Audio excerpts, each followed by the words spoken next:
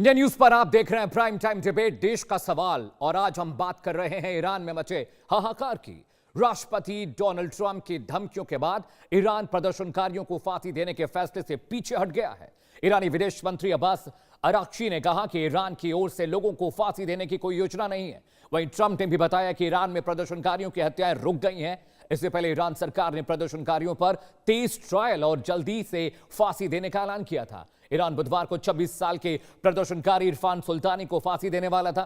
इस फैसले के बाद ट्रंप ने ईरान को कड़ा जवाब देने की धमकी दी थी।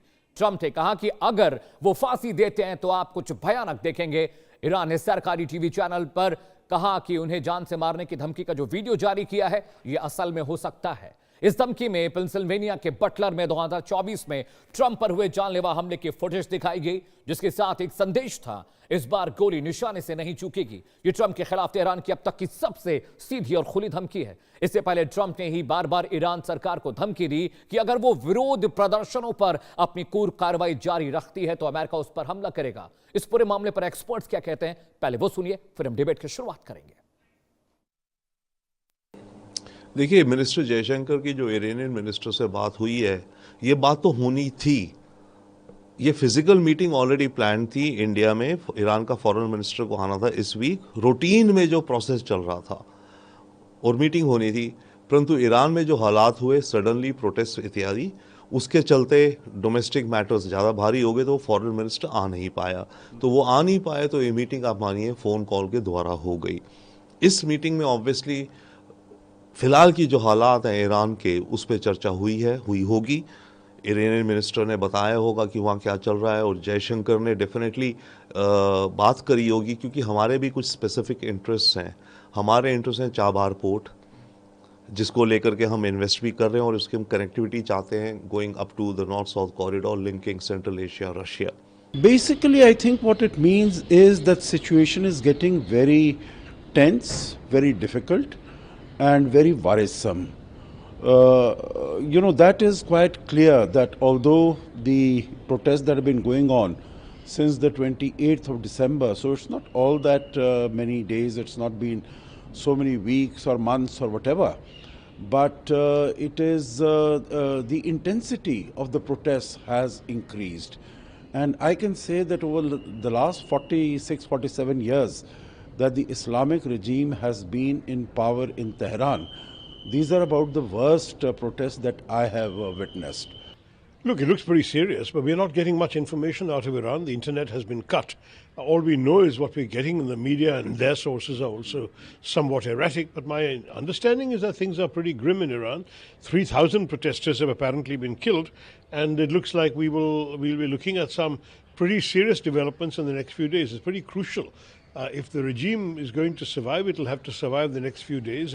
जिस तरह से अमेरिका ने अपने 6 मिड एयर रिफ्यूलर उड़ाए हैं कतर में अपने मिलिट्री बेस से, जिस तरह से उसने हॉर्मुज स्ट्रेट पे अपनी नेवल तैयारियों को डिप्लॉय किया है, और जिस तरह से डोनाल्ड ट्रंप ने ये कहा है कि ईरान के देशभक्तों प्रोटेस्ट करो, सरकारी संस्थानों पर कब्जा करो, मदद आ रही है, यानी कि ऐसा लगता है कि अमेरिका ईरान के ऊपर हमला करने के लिए तैयार है।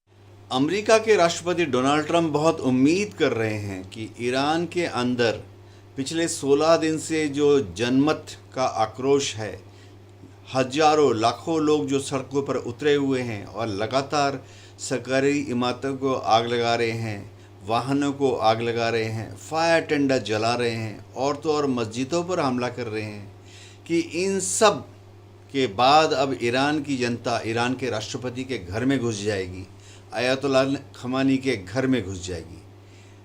अमेरिका आशा करता है कि ऐसा होने पर अयातुल्ला खमानी ईरान छोड़कर रूस भाग जाने के लिए विवश हो जाएंगे।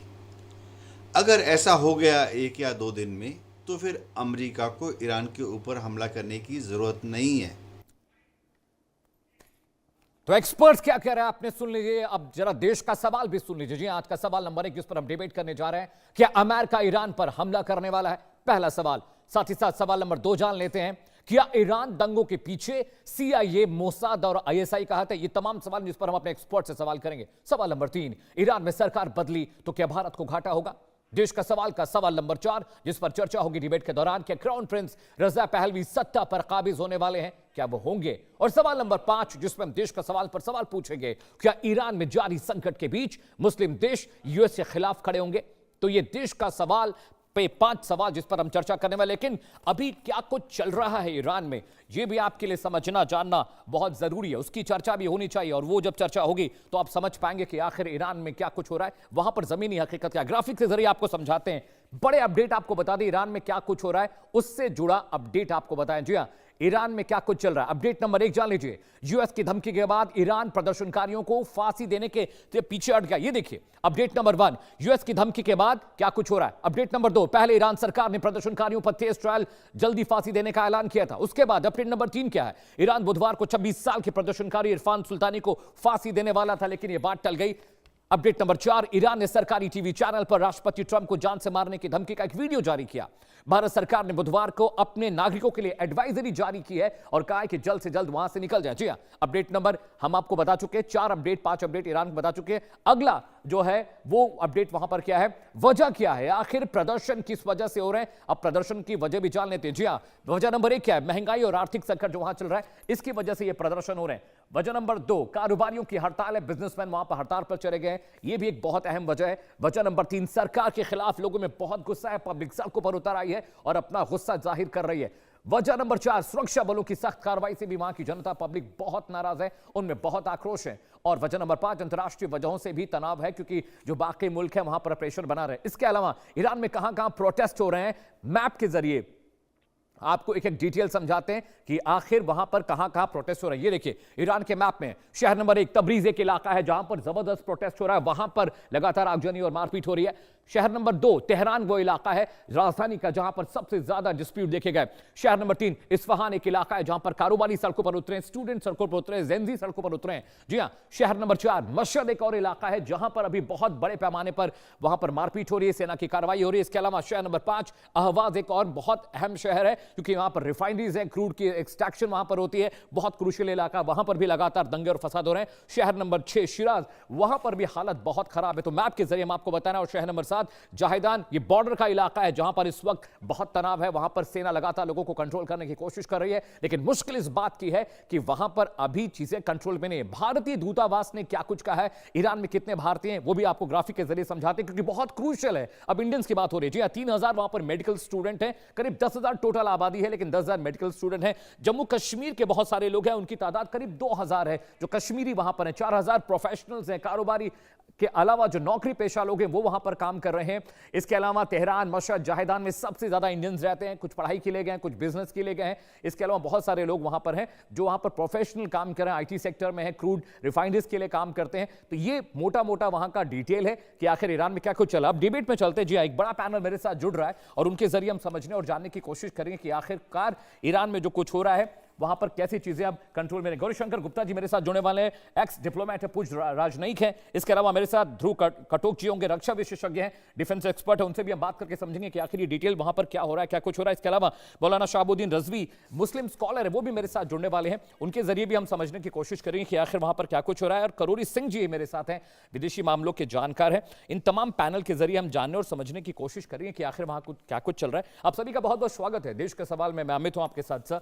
सबसे पहला सवाल मैं गौरीशंकर गुप्ता जी से पूछूंगा, पूर्व राजनयिक हैं, एक्स डिप्लोमेट हैं और बहुत बारीकी से इन चीज़ों को डिटेल्स को समझते हैं। सर मुझे एक बात बताइए, बार बार यह आरोप लग रहा है कि ईरान में जो कुछ हो रहा है उसके पीछे आईएसआई, मोसाद और जो इजराइलियन जो इंटेलिजेंस यूनिट्स हैं, सीआईए है, उनका हाथ है। आपको भी लगता है आप इस बात से इत्तेफाक रखते हैं?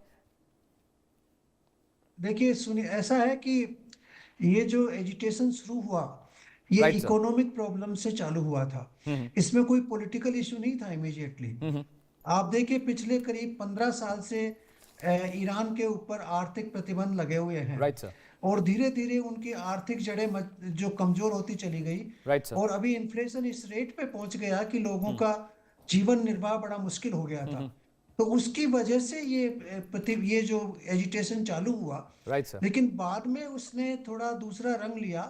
वो रंग इसलिए लिया क्योंकि वहां पर रिप्रेसिव थोड़ा सा दमन की नीति भी चली है, पर्टिकुलरली महिलाओं के अगेंस्ट में काफी दमन की नीति है। वो बिल्कुल जैसे ड्रेस कोड प्रेस्क्राइब किया हुआ है पर्टिकुलरली उन लोगों के राइट लिए, सर, जैसे आर्मी में करते हैं उसी तरह से उनको करके आना पड़ता है। राइट तो सर, उस दमन की नीति के विरोध में आप जानते हैं पिछले 10 साल में 3 बार बड़े बड़े प्रदर्शन हुए थे, राइट सर, तो वो उसके साथ जुड़े हैं। अब उसमें आप विदेशी ताकतों को ठहरान मतलब जिम्मेदार ठहरा, इसके लिए लगान जिम्मेदार बताना चाहते हैं, वो गलत होगा। उसमें हो सकता है कि आपके लोगों में उन लोगों की सोच हो कि हमें भी फ्रीडम से रहने का मौका मिले, राइट वो सर, चीज अलग है। बहुत से लोग ईरान में हैं जो पहले बड़ी फ्रीडम में रह चुके हैं, अच्छी इकोनॉमिक पोजीशन में रह चुके हैं। राइट वो सर, चाहते हैं कि जब से ये सरकार आई है इस्लाम वाली, तब से उनकी फ्रीडम भी खत्म हो गई, उनकी इकोनॉमी भी खत्म हो गई, तो राइट सर, नेचुरली उनकी फीलिंग्स अलग हैं। तो अभी मैं 2-3 लोगों की इंटरव्यू सुन रहा था जो तेहरान से इंटरव्यू दे रहे थे, वो कह रहे थे कि ये कहना गलत होगा कि ये विदेशी ताकतों के द्वारा फैलाया गया आंदोलन है। जी, हो सकता है उसमें कुछ 2-3% रोल विदेशी ताकतों का रहा हो, राइट, लेकिन प्रमुख रूप से फंडामेंटली ये जो आंदोलन है, ये एक देश के अंदर का आंदोलन है। जी, और देश के अंदर जो सरकार के विरोध में जो लोगों का जो विश्वास उठ गया पॉइंट है, टेकन सर, और सरकार में जो करप्शन है, इकोनॉमिक डिफिकल्टीज हैं, रिप्रेशन है, राइट उन सर, सब के अगेंस्ट में ये आंदोलन चला हुआ है। ठीक है, point taken sir, please stay with me sir. Karod Singh ji मेरे साथ ही विदेशी मामलों के जानकार हैं, is a foreign expert. Singh साहब, एक बहुत इंपॉर्टेंट पहलू ये भी है कि भारत के लिहाज से ये कितना इंपॉर्टेंट है, क्योंकि इंडिया ने एडवाइजरी जारी की कि जितने भी इंडियंस वहां पर हैं वो ईरान को छोड़ दें, लेकिन ईरान के साथ हमारे जो कारोबारी रिश्ते हैं, हम वहां से बहुत सारा क्रूड और कच्चा तेल इंपोर्ट करते हैं, और अमेरिका नहीं चाहता कि जिस जिस कंट्रीज पर उसकी आइज हैं वो नहीं चाहता उनके साथ हम डील करें, चाहे वो क्रूड का डील हो चाहे और भी सारी डील हो। आप देखिए रशिया के साथ वो नहीं चाहता कि हम उनसे इंपोर्ट करें क्रूड, इसके अलावा वो वेनेजुएला के साथ नहीं चाहता, इसके अलावा वो उन तमाम कंट्रीज को कनेक्ट कर रहा है, उन तमाम कंट्रीज को टारगेट कर रहा है जहां पर उसके अपने हित साधने वाली चीजें। इंडिया के लिहाज से कितना क्रूशियल है ईरान में जो कुछ हो रहा है सर? करोड़ सिंह जी, देखिए, जहां तक ऑयल का सवाल है, अमेरिका ने ये अनाउंस भी कर दिया कि ईरान से जो तेल लेंगे उन पे 25% टैरिफ और लगाया जाएगा। राइट सर, लेकिन इससे अमेरिका क्या करना चाहता है? देखिए, वेनेजुएला पे में तेल पे कब्जा किया, ईरान पे करना चाहता है। एक तो अमेरिका ये चाहता है कि जो सोर्स ऑफ एनर्जी है, Right, कोई sir. भी सुपर पावर हो, अमेरिका हो या कोई हो, सोर्स ऑफ एनर्जी पे अपना कंट्रोल चाहिएगा। Right, दूसरा ये है कि अमेरिका ये चाहता है कि अगर यहाँ ऑयल पे कंट्रोल होगा तो इंटरनेशनल मार्केट में ऑयल हम डालेंगे तो रशिया का ऑयल अपने आप ही प्रॉफिटेबल नहीं होगा, तो खरीदेंगे नहीं दूसरे देश। राइट तो सर, वो तो अमेरिका की अपनी ग्लोबल स्ट्रेटेजी हो सकती है। लेकिन भारत के लिहाज से आपने सवाल पूछा है, भारतीय कोई बहुत ज्यादा ईरान में नहीं है, दूसरे मिडिल ईस्टर्न कंट्री में है। लेकिन अगर ईरान में सिचुएशन डिटीरियोरेट होती है और अमेरिका इंटरफेरेंस करता है तो पूरा मिडिल ईस्ट इस आग में झुलसेगा, और जो भारत के लोग रहते हैं मिडिल ईस्ट में उन सब पे प्रभाव पड़ेगा। दूसरा यह है कि ईरान से भारत का, जैसा आपने बताया, भारत तेल लेता है, भारत फूड आइटम्स कुछ एक्सपोर्ट करता है, कुछ ईरान से भी फूड आइटम्स आते हैं, Right, ड्राई sir. फ्रूट्स वगैरह। वो व्यापार तो है हमारा, लेकिन व्यापार के अलावा दो महत्वपूर्ण पक्ष हैं। एक तो चाबहार, जिससे हम भारत ने बिल्ड किया, कंस्ट्रक्ट किया, तो उसकी जो पोटेंशियल्स हैं वो भारत के इन्वेस्टमेंट के हिसाब से सही नहीं है, कोई भारत को फायदा नहीं हो पा रहा है, वो सैंक्शन लगने की वजह से और अब ईरान के हालात बिगड़ने की वजह से। राइट, दूसरा ये है कि इंटरनेशनल नॉर्थ साउथ कॉरिडोर है जो ईरान में पहुंचता है रशिया से चल के, उसमें भारत एक पार्टनर है रशिया के साथ, तो वो भी ज्यादा अफेक्टिव नहीं होगा, ऑपरेट नहीं करेगा, तो भारत को प्रत्यक्ष रूप से नुकसान होगा। तो भारत को निश्चित रूप से भारत अफेक्ट होगा, लेकिन इसके स्पिलओवर अफेक्ट होंगे वो भारत पे बहुत ज्यादा नकारात्मक होगा, क्योंकि मिडिल ईस्ट में भारत का बहुत कुछ स्टेक्स पे व्यापार भी है, और इंडियंस बहुत रहते हैं मिडिल ईस्ट में, जो हमारे फॉरेन एक्सचेंज का बहुत बड़ा सोर्स है, रिमिटेंस बहुत आता है भारत में, सभी मिडिल ईस्टर्न कंट्रीज में। लेकिन ईरान की जो वर्तमान स्थिति है उसमें जो ट्रंप का एटीट्यूड है, मुझे लगता है कि वो इम्पल्सिव रिएक्ट करते हैं, और कभी कभी वो फर्म एक्शन भी लेते हैं। तो अगर वो फर्म एक्शन लेंगे तो हालात बिगड़ेंगे। लेकिन मिडिल ईस्ट के कंट्री हैं वो ज्यादातर अमेरिका के अलाई हैं, और वो ये चाहते हैं कि अमेरिका ईरान में प्रत्यक्ष हस्तक्षेप नहीं करे। अगर हस्तक्षेप करेगा तो सभी मिडिल ईस्टर्न कंट्रीज पे अफेक्ट होगा, क्योंकि ईरान ये कह चुका है कि अमेरिका तक तो वो नहीं पहुंच सकते, क्योंकि जियोग्राफिकल डिस्टेंस हजारों किलोमीटर है, लेकिन मिडिल ईस्ट में अमेरिका के जितने अड्डे हैं और इजराइल है उसको डायरेक्ट वो हिट करेगा। तो अगर ऐसी स्थिति होती है तो मिडिल ईस्टर्न कंट्री अफेक्ट होते हैं, तो वो अमेरिका को कन्विंस करेंगे कि आप इंटरफेरेंस मत कीजिए। जहां तक इंटरनल सवाल है ईरान का, मुझे नहीं लगता कि अमेरिका जो चाहता है कि रेजा पहलवी, उसके लिए ईरानियंस राजी हो जाएंगे। देखिए ये इश्यू नेपाल में उठा था मोनार्की को बहाल करने का, लेकिन जो मिलेनियल्स और जेन जी हैं वो किसी मोनार्की को एक्सेप्ट करने को तैयार नहीं होंगे। इसलिए पहलवी की पॉसिबिलिटी जो शुरू में आपने सवाल रेज किया था वो तो रूल आउट होती है, लेकिन रिजीम चेंज होगा तो किस तरीके का होगा, क्या होगा, उसमें जो सबसे बड़ा खतरा मुझे इस समय लग रही है, जो पेजेस्कियन हैं वहां के राष्ट्रपति, वो कुछ लिबरल हैं और वो एक तरफ तो ये कह रहे हैं कि अमेरिका या कोई भी हमारे से लड़ना चाहता है हम लड़ने को तैयार हैं, बातचीत करना चाहता है हमारे बातचीत के रास्ते खुले हैं, और बातचीत के रास्ते जो आंदोलनकारी हैं उनके साथ भी खुले हैं। और वो ये भी कह रहे हैं कि जो ज्यादती हो रही है आंदोलनकारियों के साथ उनकी हम इंक्वायरी भी कराएंगे। तो जो सुप्रीम लीडर है और ईरान के प्रेसिडेंट हैं, मुझे लगता है उन दोनों के दृष्टिकोण में कुछ भिन्नता लग रही है। Okay crore sir, please stay with मी। मेरे साथ ध्रुव सर भी, is a defence expert. Dhruv sir, मैं एक बात समझना चाह रहा हूं, क्योंकि जिस तरह से ग्रीनलैंड के लिए एक सीनेट में एक बिल पास होता है, रशिया के लिए एक बिल पास करती है, अमेरिकन सेनेटर्स वहां की कांग्रेस पास करती है, वो कहते हैं कि भाई रशिया के साथ हमें सख्ती करनी है, उनके साथ कारोबार करने वाले देशों को काट देना है, ग्रीनलैंड पे हमें कब्जा करना है, नाटो 2 हिस्सों में बंटता दिख रहा है।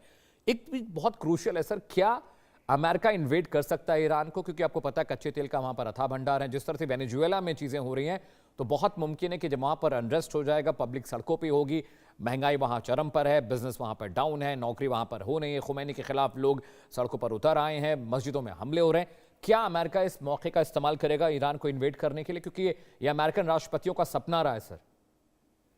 ध्रुव सर। धन्यवाद। देखिए, अमेरिका कुछ भी कर सकता है, वो इन्वेड भी कर सकता है और ना भी कर सकता है, लेकिन अगर वो सही फैसला करे तो मुझे लगता है कि अगर वो इन्वेड करेगा वो गलत फैसला होगा और इसमें अमेरिका का ही नुकसान होगा। इसमें दो चीजें हैं, अगर वो इन्वेजन करेगा तो जो भी इस समय पर जो प्रोटेस्ट चल रहे हैं वो सब प्रोटेस्ट खत्म हो जाएंगे और पूरे प्रोटेस्टर्स अपनी सरकार के पीछे हो जाएंगे। ईरान एक सिविलाइजेशनल स्टेट है, वो इस प्रकार से नहीं बटेगा, और एक्सटर्नल इन्फ्लुएंस से मुझे लगता है वो बिल्कुल जो ईरान के लोग हैं वो इसको एक्सेप्ट नहीं करेंगे और इसमें अमेरिका को कोई फायदा नहीं होगा। दूसरी बात, किसी भी हालत में अमेरिका वैसे भी ग्राउंड ट्रूप्स नहीं भेज रहा है, वो तो उन्होंने वैसे ही रद्द कर दिया है। ज्यादा से ज्यादा उनका एरियल एक्शन हो सकता है या मिसाइल्स के थ्रू उनकी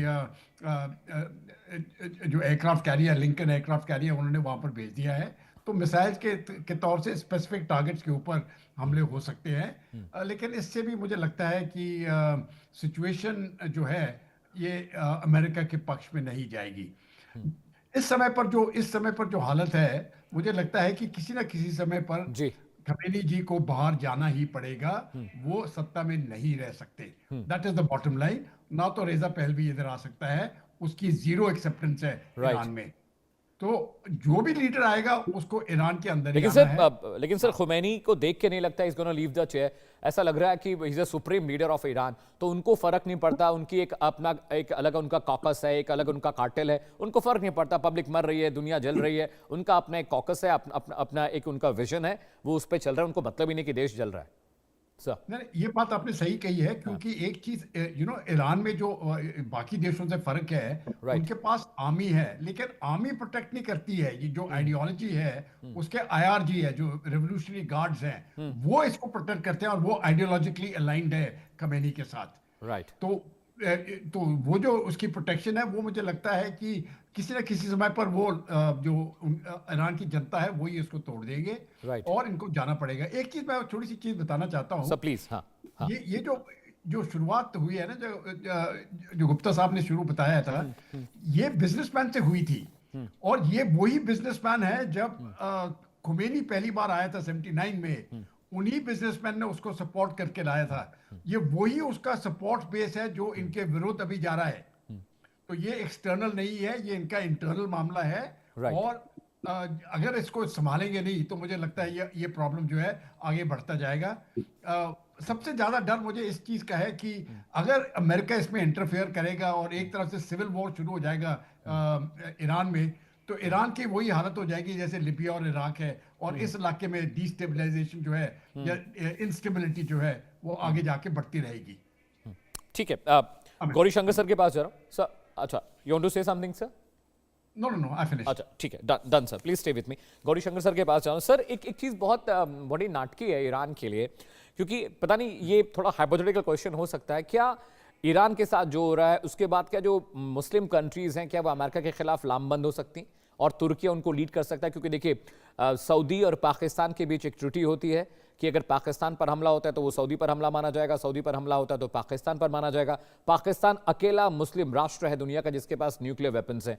अब तुर्की भी उसमें शामिल हो गया है और नाटो में तुर्की है, और नाटो की सबसे सेकंड लार्जेस्ट आर्मी अमेरिका के पास बाद अगर कोई है तो वो तुर्की के पास है। तो आपको क्या ये सिनेरियो लग रहा है कि सभी मुस्लिम कंट्रीज हो सकता है कि बहुत पॉसिबल है अमेरिका के खिलाफ लामबंद हो जाए, इंक्लूडिंग तुर्की? सर जी मेरे को ऐसा नहीं लग रहा, लेकिन मेरे को ये जरूर लग रहा है कि जो गल्फ के कंट्रीज हैं, जो गल्फ कोऑपरेशन काउंसिल के मेंबर्स हैं, जिसमें सऊदी लीडर है, वो भी नहीं चाहता कि तेहरान के ऊपर अमेरिकी हमला हो, क्योंकि उसका कारण बड़ा क्लियर है कि फिर ऐसी सिचुएशन उनके देशों में भी आ सकती है। क्योंकि ये जितने भी मुस्लिम देश हैं, आप देखिए वहाँ एक बार जो किंग या जो प्रेसिडेंट बन जाता है वो लाइफ लॉन्ग वहीं पे रहता है, वो जाते नहीं है कहीं। या तो उनको मारा जाता है या वो अपने आप अपने को हटाते हैं और दूसरे को बिठाते हैं। बाकी जनता में जनता जो है उनको बदल नहीं पाती है। तो ये सिचुएशन जो चल रही है ना, ये सभी देशों को अफेक्ट कर सकती है। फिर हो सकता है सऊदी में भी ऐसा हो, यूएई में भी ऐसा हो, क्योंकि असंतोष तो सभी जगह कुछ थोड़ा बहुत तो रहता ही है देश में। तो उस सिचुएशन को देखते हुए ही आपने देखा होगा कि सऊदी अरेबिया ने ऑलरेडी कह दिया है कि हम हमारा एयर स्पेस उनको यूज नहीं करने देंगे, और यही सिचुएशन चल रही है और अरब देशों की। राइट। तो ये जो पहले जो आप अरब स्प्रिंग की बात कर रहे थे 2010 में 2011 में, तो इन लोगों को डर लग रहा है कि हमारे यहाँ भी तख्ता पलट नहीं हो जाए इस तरह से। तो वो नहीं चाहेंगे कि अमेरिका आए, और मैं भी उनसे कतौस साहब से बिल्कुल सहमत हूँ कि अमेरिका वहाँ आके एक्चुअली वो जनता है अमेरिका के अगेंस्ट में हो जाएगी, रिजीम के अगेंस्ट में होने की बजाय, और अमेरिका उसमें फंस सकता है जैसे वो वियतनाम युद्ध में फंसा हुआ था। तो वो सिचुएशन यहाँ भी आ सकती है। तो अमेरिका हो सकता है कि वो परोक्ष रूप से कुछ लोगों को हमला करे, उनको मारे निकाले। ये प्रत्यक्ष रूप से नहीं आएगा, परोक्ष रूप से जरूर कुछ ना कुछ कार्रवाई कर सकता है, जिससे कि ये जो एजिटेटर्स हैं उनको थोड़ा उनको सहयोग मिले और वो तख्ता पलट होए। लेकिन मेरे को ये सर्टेनिटी है, और मैंने कुछ दिन पहले कहा भी था आपके चैनल पे कि अब तख्ता पलट होगा, इसमें कोई डाउट नहीं है, क्योंकि ये सरकार इतनी कमजोर हो चुकी है कि इसका वापस सरकार में रहना और सरकार चलाना करीब करीब असंभव सा नजर आ रहा है आज के दिन में। ठीक है sir, point taken sir. Karoor Singh ji, एक बहुत बड़ा सवाल ये भी है, क्या रजा पहलवी अब ईरान वापसी कर रहे हैं? इतने दिन का एग्जाइल था, इतने दिन वो अपने मुल्क से बाहर थे, और उनकी एक पॉलिटिकल लेगेसी भी है परिवार में। तो क्या अमेरिका पहलवी साहब को प्रोजेक्ट कर देगा? आपको ऐसा लग रहा है? ये सारा खेल इसीलिए किया जा रहा है कि वहां पे एक नए रिजीम आए, एक नई सरकार आए?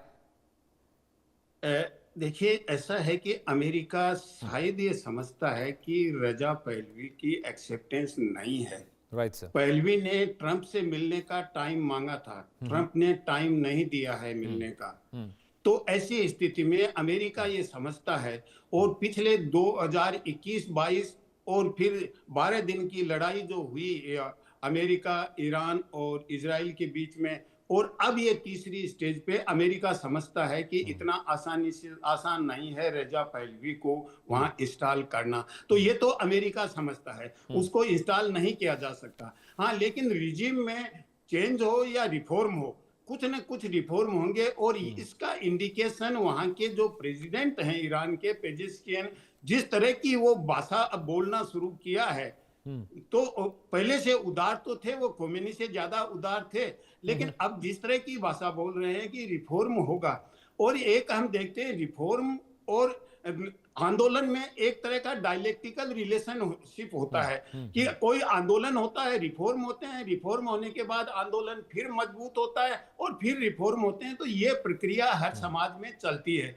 तो मुझे लगता है कि कंप्लीट रिजिम चेंज या रिजिम कोलैप्स की स्थिति ईरान में नहीं आएगी, क्योंकि जैसा अभी हमारे साथी ने भी कहा कि ये सिविलाइजेशनल स्टेट है, और सिविलाइजेशनल स्टेट है इसलिए फॉरेन इंटरवेंशन भी एक्सेप्ट नहीं करेगा। ये 12 दिन की लड़ाई में स्पष्ट हो गया था। तो अमेरिका बाहर से कुछ भी बोले लेकिन इंटरफेरेंस नहीं करेगा।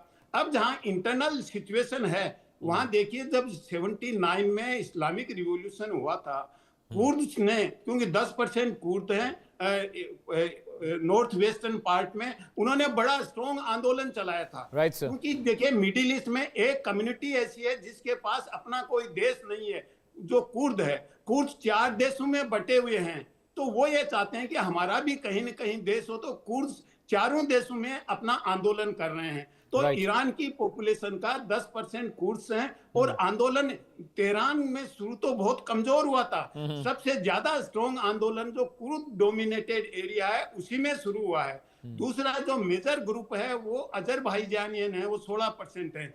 और वो अमेरिका और ईरान के साथ, ईरानियन गवर्नमेंट का ऐसा मानना है कि उधर से इंटेलिजेंस कर रहे हैं अमेरिका और इजराइल के लिए, तो उस पर भी उनका भरोसा नहीं है। अब जो तीसरा ग्रुप है 61-62% है, वो पर्शियंस हैं। तो जो पर्शियंस हैं वो इस्लामिक डोमिनेशन को किस रूप में एक्सेप्ट करेंगे, क्योंकि ईरान एक ऐसा है कि वहाँ एक संस्कृति और मजहब, तहजीब और मजहब के बीच में ध्रुवीकरण है, पोलराइजेशन की स्थिति है। जैसे बांग्लादेश में बंगाली तहजीब और इस्लाम के बीच में एक ध्रुवीकरण है। तो ऐसी ध्रुवीकरण की स्थिति में मुझे लगता है कि कोई भी ऐसा रिजीम आएगा जो पर्शियन जो तहजीब, लेकिन सर सवाल ये है कि अगर खुमैनी के जाने के बाद वहां के जो जनता है, वहां की जो पब्लिक है sir, they wants to change the government. अब वो गवर्नमेंट को, सरकार को वहां बदलना चाहते हैं। तो अगर सरकार बदली, पहलवी नहीं, तो खुमैनी के बाद आप किसे देख रहे हैं? क्योंकि वहां का जो फेडरल स्ट्रक्चर है, वहां का जो पॉलिटिकल स्ट्रक्चर है, वो इस स्थिति में नहीं है कि खुमैनी के अलावा वहां पर कोई राज कर पाए। वहां की नस नस में, वहां के सिस्टम में पेनिट्रेटेड है पूरा ये सोच और ये पूरा जो उनका सिस्टम है। तो अगर खुमैनी सत्ता से जाते हैं तो आपको क्या लग रहा है, आपको कि कोई वहां खड़ा हो पाएगा उनके खिलाफ? एक नई सरकार, एक नया चेहरा, एक नया नाम? क्या मुझे एड्रेस किया है? जी सर आपसे पूछ रहा हूँ, गौरीशंकर सर। हाँ देखिए, ऐसा है कि खुमैनी नंबर 1 तो जाना नहीं चाहते, उनका पूरा होल्ड है। जो रिवोल्यूशनरी गार्ड है उस पे उनका पूरा कंट्रोल है। लेकिन अगर आंदोलन एक सीमा से आगे चला जाता है, तो जैसा वेस्टर्न मीडिया ये कह रहा है कि खुमैनी ने अपने सलाहकारों के साथ मॉस्को जाने का प्लान बना लिया है, ये रूमर हो सकता है, प्रोपेगेंडा हो सकता है। तो हो सकता है खुमैनी को जाना पड़े, और ये स्थिति तब बन सकती है क्योंकि सरकार के समर्थन में भी आंदोलनकारी सड़कों पे हैं, और जब 2 आंदोलनकारी आपस में भिड़ते हैं तो वहां अराजकता होती है। और अगर वैसी अराजकता होती है जो श्रीलंका में आई थी, तो खुमैनी को भागना पड़ सकता है। लेकिन वो अभी तक दोनों में टकराट नहीं है, जो रिजीम के समर्थक हैं और जो सरकार के विरोधी हैं, जो आंदोलनकारी हैं, प्रदर्शनकारी हैं विरोध में, दोनों में अभी टकराट की स्थिति नहीं बनी है। तो मुझे लगता है कि टकराट होता है तो खुमैनी को जाना पड़ सकता है, और उसमें पेजेस्कियन है जो राष्ट्रपति हैं, वो एक बैलेंसिंग फोर्स के रूप में काम करके स्टेबिलिटी प्रोवाइड करने का प्रयास कर सकते हैं। रेजा पहलवी के चांसेस मुझे रिमोटली भी नहीं लग रहे हैं। जी, fair enough sir, fair enough, ठीक है। गौरीशंकर सर, अगर वहां सरकार बदलती है, देखिए सरकार बदलने के बाद भारत के लिए बहुत सारे समीकरण, बहुत सारे इक्वेशन और केमिस्ट्री बदलेगी। क्या वहां सरकार बदलने से भारत को नुकसान आप देख रहे हैं? देखिए, सबसे बड़ी समस्या ईरान में आज यही है कि कोई ऑल्टरनेटिव लीडर किसी को दिखाई नहीं दे रहा है, नहीं दिखाई दे रहा कि कौन इनके जाने के बाद कौन सरकार में आए। क्योंकि ये जो आंदोलन जो है वो सड़कों पे तो आ गया, लेकिन इसका कोई लीडर नहीं है इस आंदोलन का। और अमेरिका को भी यही लग रहा है कि बिना लीडर के ये आंदोलन कब तक चलेगा, कितना चलेगा, यही एक बड़ी समस्या है। तो मेरे को लग रहा है कि इस आंदोलन से एक लीडरशिप निकल के आएगी, जरूर आएगी। अगर ये आंदोलन के ऊपर रिप्रेशन चलता रहा, गोलियां चलती रही, जैसे अभी न्यूज मिल रहा है कि 4,000 से 20,000 के बीच में लोग मारे गए हैं, तो इसमें से कोई ना कोई लीडरशिप निकल के आएगी, और वो लीडरशिप एक अंतरिम सरकार के रूप में सरकार बनाएगी, और उसके बाद एक ढांचा सरकार का बनाया जाएगा कि किस तरह का ढांचा बने। अब हमारा जो भारत का जो हित है इसमें, राइट सर, सबसे बड़ा यह है कि भारत और ईरान दोनों सिविलाइजेशनली लिंक्ड है। पर्शियन हो चाहे अपनी संस्कृत भाषा हो, उन दोनों के बीच में लिंक है। आप जानते हैं कि जब इंग्लैंड का राज्य होने से पहले हमारी बहुत क्लोज कोऑपरेशन हुआ करता था, तो वो लिंक अभी भी बरकरार है, वो डीएनए में है। और हमारा कोई भी सरकार वहां बनेगी, भारत के साथ वो चाहेगी कि अच्छे रिश्ते बनाए रखें। और ये चाबहार पोर्ट का जो मामला है, वो मेरे को लगता है कि निपट जाएगा। जो भी सरकार आएगी वो सब एग्री करेगी कि आप इस पोर्ट का यूज करके आप सेंट्रल एशिया तक एक्सेस करें। तो मेरे को नहीं लगता कि भारत सरकार को कोई इसमें समस्या आएगी। ये एक समय का मामला है, हो सकता है 6 महीने लगे, 8 महीने लगे, 1 साल लगे, लेकिन उसके बाद वापस हमारे संबंध बिल्कुल नॉर्मल हो जाएंगे। और अभी प्रेजेंट सरकार है, इसके साथ भी हमारे संबंध बुरे नहीं है। आप देखें, जयशंकर जी की और उनके विदेश मंत्री की कल ही बात हुई है इसके बारे में जी। तो ये हम कांटेक्ट में हैं, और हम चाहेंगे कि ये मामला किसी भी तरह से पीसफुल तरीके से निपट जाए। और सरकार का अगर परिवर्तन होता है तो आगे ब्लड बात नहीं हो, इसी में परिवर्तन हो जाए। लेकिन ये कहाँ तक होगा, ये डिपेंड करेगा खोमनाई पर, क्योंकि अगर खोमनाई अडिग रहता है कि मैं ही रहूंगा तो फिर बड़ा मुश्किल है। अगर खोमनाई एग्री हो जाता है कि मैं देश छोड़ता हूँ, तो फिर ये समस्या इजी होगी, और उसके बाद कोई ना कोई अंतरिम सरकार का रूप वहां ले लेगा, और एक तरह से वापस नई सरकार रिफॉर्म के साथ कम इन रिप्रेशन जो चल रहे हैं उनको कम करते हुए, और फिर हो सकता है कि अमेरिका अपनी जो प्रतिबंध है आर्थिक, वो उठा ले, और उससे आर्थिक स्थिति वहां की सुधरे, तो लोगों का वातावरण जो है वो इस कैंपेन और इस आंदोलन के विरोध में हो Right, जाए, sir. और वो भी चाहेंगे कि हम इसको इकोनॉमी को आगे बढ़ाएं। ठीक है ध्रुव सर, अगर एस्केलेशन होता है, देखिए वहां पर चीजें कंट्रोल होती दिख रही है। अमेरिका भले दावा कर रहा है कि अमेरिका की धमकी के बाद, अमेरिका की सख्ती के बाद थिंग्स आर गोइंग वेल, लेकिन अगर एस्केलेशन होता है वहां पर, तो वहां पर जो आरजीसी, जो उनके पर्सनल गार्ड हैं खुमैनी साहब के, वो जनता को गाजर मूली से ज्यादा नहीं समझती है।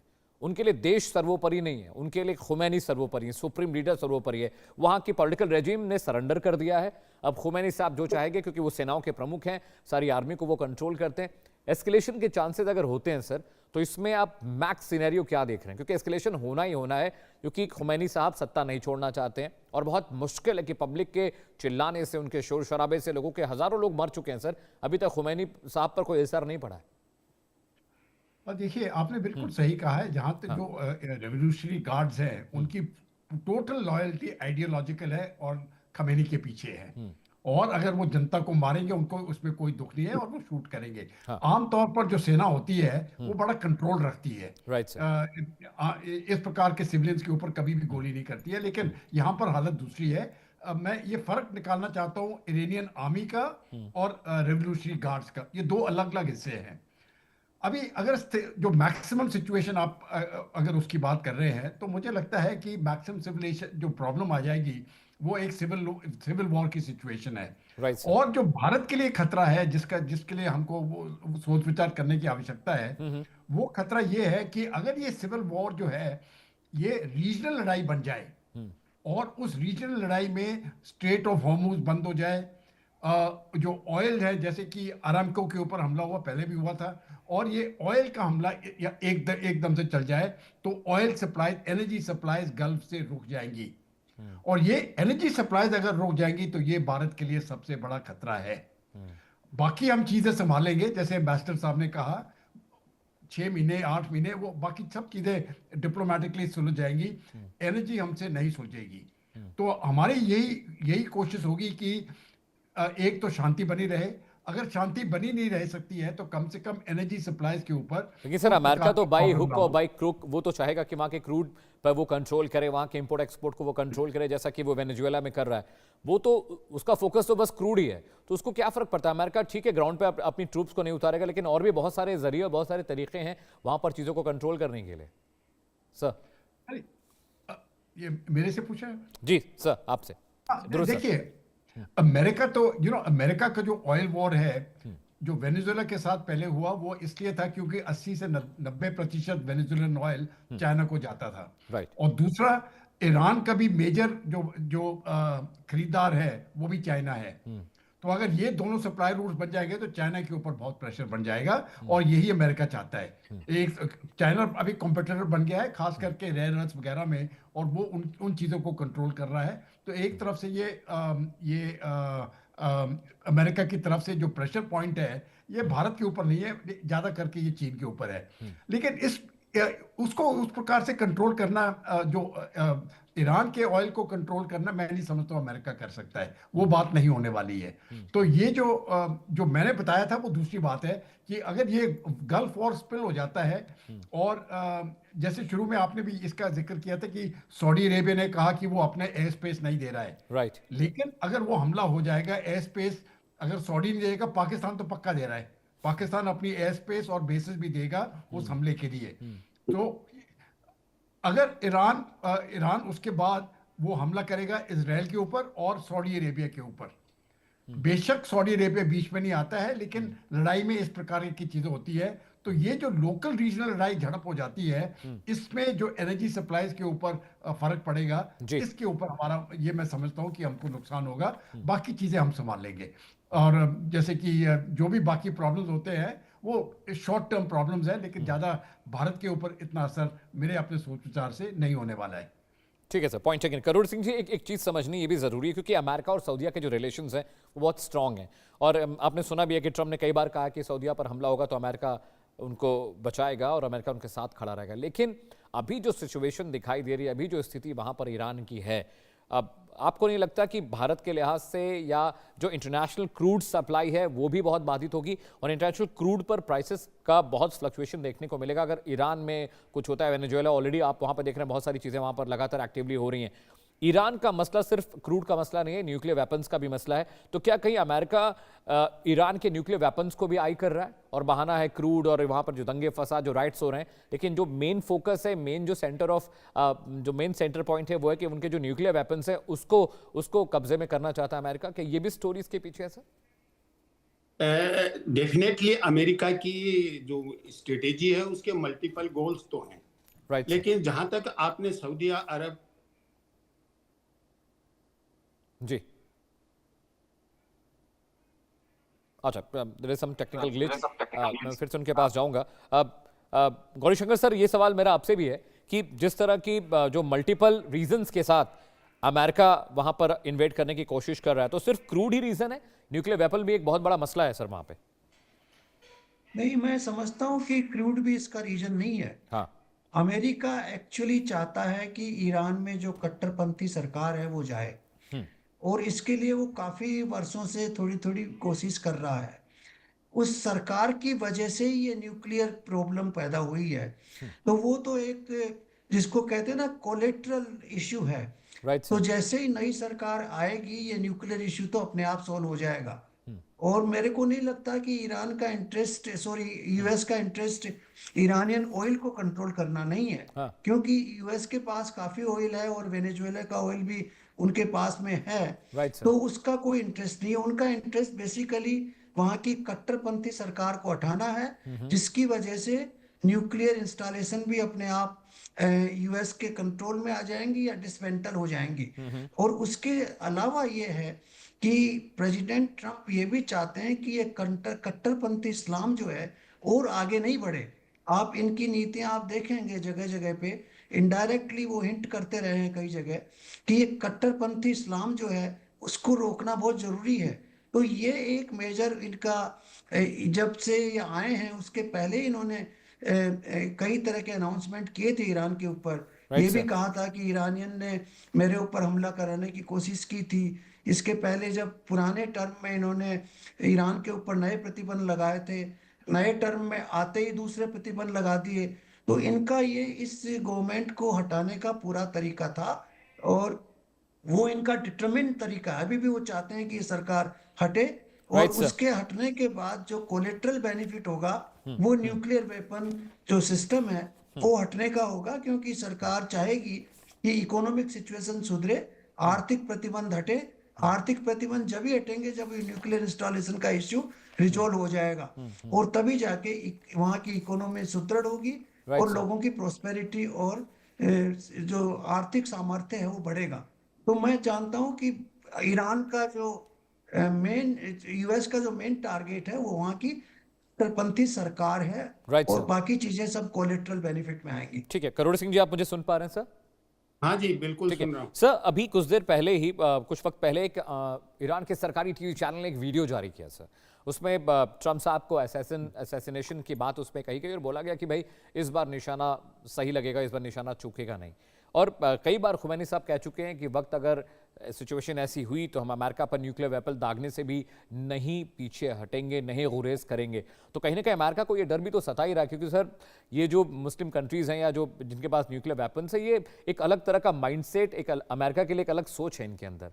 तो कहीं ना कहीं सर ये खतरा भी, इंटरनेशनल मामलों के जानकार ये भी कह रहे हैं कि अमेरिका को इस बात का भी डर सता रहा है कहीं ना कहीं न्यूक्लियर वेपन उनके पास है और कहीं ऐसा सिचुएशन ना है कि अमेरिका शिकार हो जाए उस न्यूक्लियर वेपन का।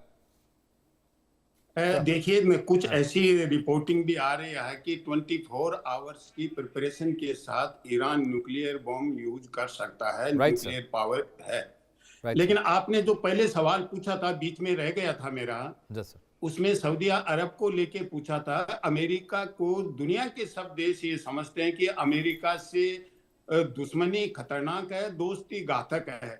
इवन कनाडा, मैक्सिको वो भी समझने लग गए हैं। कनाडा के प्रधानमंत्री 4 दिन तक चीन में हैं कि अमेरिका जिस तरह का दबाव बना रहा है, यूरोपियन कंट्रीज परेशान है। तो सऊदी अरब भी जानता है कि अमेरिका से दोस्ती तो है हमारी, लेकिन अमेरिका कभी भी साथ निभाए जरूरी नहीं है, कभी भी डिच कर सकता है। तो इसलिए मिडिल ईस्ट में एक नए तरीके का अलायंस सिस्टम ग्रो हो रहा है। इधर पाकिस्तान, सऊदी और टर्की, और दूसरी तरफ I2U2 India, Israel and UAE और यूनाइटेड स्टेट्स। तो इस तरह का नया तरीके का अलाइनमेंट भी हो रहा है। तो सऊदी अरेबिया जानता है कि दोस्ती होते हुए भी अमेरिका पे डिपेंडेंस है वो खतरनाक हो सकती है, और इसीलिए उन्होंने अपना एयर स्पेस के लिए भी मना कर दिया। तो मुझे नहीं लगता कि ईरान में अमेरिका अगर मिडिल ईस्ट के कंट्री नहीं चाहेंगे और उसके बाद इंटरफेरेंस करेगा। तो जहां तक न्यूक्लियर बम का यूज का सवाल है, मुझे नहीं लगता कि ईरान इतना जल्दी कोई न्यूक्लियर बम का यूज करेगा। जैसा बताया कि सिविलाइजेशनल स्टेट है, तो इतना इम्पल्सिव तो नहीं सर, सिविलाइजेशनल स्टेट है, लेकिन आपको पता है कि इन कंट्रीज के साथ फैसला लेने वाला सिर्फ एक शख्स होता है। कोई फेडरल स्ट्रक्चर नहीं, कोई सरकारें नहीं, कोई संविधान नहीं। तो वहां पर तो फैसला 1 सेकंड में लिया जाता है, आपको पता है। देखिए, ईरान में इसी का ही विरोध हो रहा है। जो आंदोलन है वो इसी को ही लेके है कि पावर एक जगह कंसेंट्रेशन नहीं होना चाहिए, क्योंकि ये जो इस तरह की स्थिति है वहां इस्लामिक मजहब है वो डोमिनेट करने लग गया। और जो पर्शियन सिविलाइजेशन है, पर्शियन सिविलाइजेशन डेमोक्रेटिक भी है कुछ सीमा तक, इतनी उस तरह की सुप्रीमेसिस्ट या उस तरह की नहीं है कि डिक्टेटोरियल हो। तो जो पर्शियन कल्चर वाले एलिमेंट है उनको लंबे समय तक दबाया गया है, तो वो असर्ट कर रहा है। लेकिन पहलवी को वो उसका रिप्रेजेंटेटिव नहीं मानते हैं। तो मुझे लगता है कि रिजीम चेंज हो जाएगा और वो पीसफुल्ली हो जाएगा, जैसे वेनेजुएला में किया। मदुरो के वाइस प्रेसिडेंट को एक्सेप्ट कर लिया अमेरिका ने, तो यहाँ हो सकता है लेकिन सर वेनेजुएला की स्थिति अलग थी। वहां पर तो किसी को कानो कान खबर नहीं हुई सर। वेनेजुएला की स्थिति तो थोड़ी अलग थी और ईरान में एस्केलेशन बहुत ज्यादा। सर प्लीज स्टे विथ मी, मैं ध्रुव सर के पास जा रहा हूँ। ध्रुव सर, इजराइल की भूमिका बहुत बहुत इंपॉर्टेंट हो जाती है, क्योंकि रिपोर्ट्स ये भी हैं कि इजराइल और अमेरिकन जो एजेंसीज हैं वो मिलकर वहाँ पर पूरा जो वो किया धरा है, क्योंकि ग्रेनेड्स हाथों में दिखाई दे रहे हैं, बहुत सारे अनफेमिलियर फेसेस दिखाई दिए दंगे के दौरान, राइट्स के दौरान, कैमरों में और सीसीटीवी फुटेज में दिखाई दे रहे हैं। तो इजराइल की भूमिका कितनी इंपॉर्टेंट हम देख रहे हैं सर, क्योंकि पूरा इल्ज़ाम यही लग रहा है कि CIA, मोसाद मिलकर ये पूरा नाटक रचा और पाकिस्तान कहीं ना कहीं इसमें फंसता दिख रहा है, क्योंकि पाकिस्तान का जिक्र भी इसमें आ रहा है सर। नहीं, देखिए, यहाँ तक जरूर ये फॉरेन इंटरफेरेंस है, हाँ। जो शुरुआत जो हुई थी इसमें कोई फॉरेन इंटरफेरेंस नहीं थी, ये अंदरूनी मामला है इनका। Right sir. लेकिन एक बार जब मामला भटक गया है, तब तो मुझे तो कोई शक नहीं है कि इजराइल के मोसाद के एजेंट्स अंदर आए होंगे। लेकिन ये एजेंट्स वो नहीं है कि इजराइल से पकड़ के वो अभी अंदर आए हैं। ये वो लोग हैं जो पहले से ही इरानियन हैं, ईरान के ही लोग हैं, ये ईरान के ही लोग हैं जो इनके एजेंट्स हैं। Right sir. तो ये कहना कि उनकी शक्ल वगैरह अलग है, इसको मैं मानने को तैयार नहीं हूँ, ये प्रोपेगेंडा है। तो अगर कोई भी इजराइल से अगर आए कोई इस प्रकार का आदमी और वो बोले कि ऐसे करो, उसकी वहां पर कोई क्रेडिबिलिटी नहीं होती है। तो ये अंदरूनी ही लोग हैं उनके। हाँ, ये हो सकता है वेपन सप्लाइंग, एमिनेशन सप्लाई वगैरह, ये इजराइल की तरफ से हो सकता है इन एजेंट्स के थ्रू। लेकिन उनका जो इंटेलिजेंस सिस्टम है वो बहुत है, और वो जो लोकल्स है वो वही इस्तेमाल हो रहे हैं। और वो इसलिए हो रहे हैं क्योंकि वो पहले से ही भटक गए हैं, उनको गुस्सा है इस रजीम के ऊपर। इस रजीम को जाना पड़ेगा, मुझे तो लगता है इसमें तो कोई दो राय नहीं है। कुछ भी हो जाए, ये इस रजीम को जाना पड़ेगा। किस तरीके से जाती है वो आगे देखने को मिलेगा। अगर वो सिविल वॉर की तरफ से जाती है तब तो सबको नुकसान है। अगर वो वैसे ही हट जाती है और एक नई इंटरिम सरकार आ जाती है, तब मुझे लगता है कि अगले 6 महीने 1 साल में पूरी स्थिति स्थिर हो जाएगी और मामला फिर से ये जो ईरान सर जो है 1979 के बाद से जब वहां पर इस्लामिक रिवॉल्यूशन हुआ, तब से लेके अब तक की हिस्ट्री और आप वहां का फ्लो चार्ट अगर आप देखें, आप डेटा एनालिसिस करें, तो खुमैनी साहब ने कई बार ये सिचुएशन सर वहां पर बनी है कि इनको सत्ता से हटाने की बहुत कोशिशें हुई, इन्हें चोटें भी लगी, जख्मी भी हुए, इनका हाथ भी खराब हुआ, लेकिन ये कुर्सी छोड़कर नहीं गए सर। तो इस बार ऐसा क्यों लग रहा है? क्योंकि हजारों लोग मारे जा चुके हैं, अमेरिका का इन्वॉल्वमेंट आपको लग रहा है, इसराइल का इन्वॉल्वमेंट है, बाकी एजेंसीज भी इसमें मुफ्तला है, शामिल हैं, इसलिए आपको ऐसा लग रहा है कि खुमैनी साहब इस बार तो सत्ता और कुर्सी छोड़ ही देंगे? आपको ऐसा लगता है सर इस वजह से? ये मुझसे पूछा है? हाँ सर, आपसे हाँ, नहीं, देखिए, ये मुझे इसलिए लगता है क्योंकि जो उसका जब खुमैनी आया था पहली बार 1979 में, हाँ। जो उसका जो सपोर्ट बेस था वो पूरा बिजनेस ग्रुप था। Right sir. इस बार वही बिजनेस ग्रुप जो है वो उनके अगेंस्ट हो गया है। अब ये इसलिए ये इनका होने वाला नहीं है। ये उसकी जो पब्लिक सपोर्ट है वो पूरी तरह से एक्सेप्ट फॉर जो आइडियोलॉजिकली उनके साथ चले हैं, वो लोग अलग हैं, लेकिन बाकी ईरान में नहीं। तो मुझे लगता है ये जो इस प्रकार इस बार का जो मूवमेंट है, ये पहले मूवमेंट से बहुत ज्यादा है, और इसको कंट्रोल करना मुझे लगता है अब खुमैनी के और रेवोल्यूशनरी गार्ड्स की ताकत से मुझे लगता है ये बाहर है। ठीक है, गौरी शंकर सर के पास जा रहा हूँ। सर, आप डिप्लोमेट भी रहे हैं, कई देशों में आपने सर्व भी किया है। अब ईरान की सिचुएशन और भारत की सिचुएशन, या इराक, ईरान, तेहरान, अजरबैजान, ये जो मुस्लिम कंट्रीज, ओपेक कंट्रीज हैं, यहाँ पे अनरेस्ट का सीधा सीधा असर इंटरनेशनल मार्केट पर क्रूड पर पड़ता है सर। ईरान में जो कुछ हो रहा है, वेनेजुएला में जो कुछ हो रहा है, मुस्लिम कंट्रीज में बहुत अनरेस्ट है, अमेरिका की जिस तरह की एक्टिविटी वर्ल्ड वाइड देखने को मिल रही है। ग्रीनलैंड को लेकर अमेरिकी सीनेट ने वहां पर एक बिल पेश किया जो भी पास हो सकता है बहुत जल्दी। तो इंडिया के लिहाज से आप ये सिचुएशन देख रहे हैं, जो वहां पर इंडिया को क्या करना चाहिए, इंडिया को कैसे रिएक्ट करना चाहिए, इंडिया का डिप्लोमेटिक जो कम्युनिकेशन वो क्या होना चाहिए इस वक्त सर आपके हिसाब से? देखिए अमित जी, हमारी पॉलिसी बड़ी क्लियर है इस मामले में, और ये हमेशा से रही है कि हम अंदरूनी मामलों में दखल अंदाजी नहीं करेंगे। Right sir. ये ईरान का एक इंटरनल इश्यू है, उनकी जनता और उनकी सरकार को मिलके इसको रिजॉल्व करना चाहिए। हम फोर्सफुली न किसी को सपोर्ट करते हैं, न किसी को अपोज करते हैं। ये पॉलिसी अभी भी हमारे बड़ी क्लियर है। हमने सिर्फ यही कहा है कि जो भारतीय नागरिक वहां पर हैं, उनको किसी भी तरह से देश छोड़ के आ जाना चाहिए। Right sir. बाकी हमने बिल्कुल क्लैरिटी से बोला है। हमारा जो इंटरेस्ट है वो बिल्कुल क्रूड ऑयल में है, क्योंकि ये सिर्फ ईरानियन क्रूड ऑयल नहीं है, बल्कि जो सऊदी क्रूड ऑयल आता है, जो गल्फ के और कंट्रीज से आता है, रास्ता वही है। Right sir. तो अगर ये अफेक्ट होगा तो नेचुरली वहां पर हमें भी नुकसान होगा। और अगर ये ईरानियन जो एजिटेशन है, इसका इम्पैक्ट और गल्फ कंट्रीज पे होता है। जैसे बहरीन जो है वो शिया स्टेट है, अगर मान लो बहरीन पे होता है, वहां पर भी सुन्नी का राज्य है और शिया की मेजोरिटी है, और किसी देश में होता है तो उससे फिर वहां पर अनरेस्ट की सिचुएशन बनती है। और इसीलिए गल्फ कंट्रीज नहीं चाहते हैं कि अमेरिका का यहाँ कोई इंटरफेरेंस रहे, क्योंकि यहाँ पर आप देखिए मुस्लिम कंट्रीज में राइट सर, डेमोक्रेसी कोई चीज नहीं मानी जाती। एग्जैक्टली वहां यही पे तो मसला है सर, एक मसला यही है। हाँ ये बेसिकली एक डिक्टेटोरियल रूल होता है, एक राजा बन जाता है और वो अपने अंतिम समय तक वो चलता रहता है। तो यही सिचुएशन है, ये खोमेनाई को जबरदस्ती हटाना पड़ेगा और ये खुद खुद नहीं हटेंगे तो जनता हटाएगी इनको, मेरा ये बिल्कुल मानना है। वैसे भी 86 ईयर के हो गए, उनको हट जाना चाहिए था, इतनी कत्लेआम करने से कोई फायदा नहीं। राइट सर, लोग कह रहे हैं कि करीब 30,000 लोग वहां मारे गए, कुछ कह रहे हैं 18,000 मारे गए, कुछ 20,000 मारे गए। इतनी खून खराबी करने से कोई फायदा नहीं।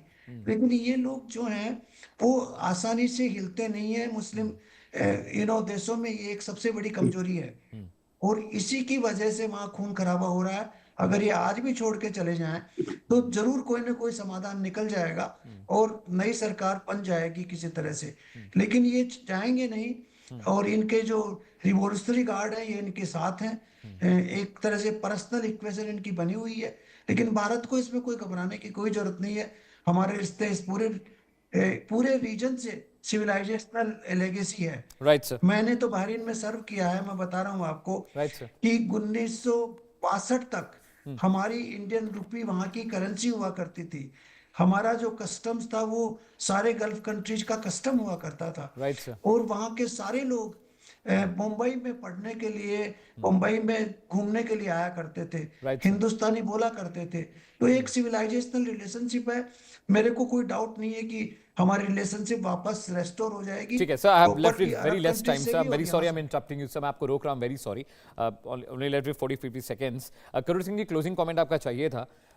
यहाँ पर जो स्थिति, जो हालत आजरा ईरान का है, the things we are seeing around, आपके हिसाब से यहाँ से अब चीज़ें कैसे मूव करेंगी? और कहीं ऐसा तो नहीं है गाजा और फिलिस्तीन जैसा मसला हो जाए? सद्दाम साहब की क्या स्थिति थी, आपको ये सब चीज़ें पता है, तो क्या ईरान उसी तरफ बढ़ रहा है सर? देखिए, मुझे ऐसा नहीं लगता कि इराक जैसी या पैलेस्टाइन इजराइल जैसी स्थिति यहाँ ईरान में हो सकती है। अगर इंटरनली एस्केलेट होता है तो मैक्सिमम ये हो सकता है खुमैनी को जाना पड़ सकता है।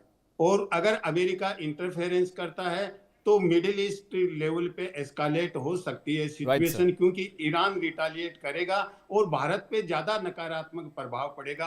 अगर ईरान में इंटरनल रिजीम चेंज होता है तो भारत पे कोई thank you so much sir, बिल्कुल वक्त नहीं बचा। बहुत बहुत शुक्रिया हम तमाम मेहमानों का। गौरी शंकर सर बहुत बहुत शुक्रिया for joining on the show. Dhruv sir आपका भी बहुत बहुत शुक्रिया। करुण सिंह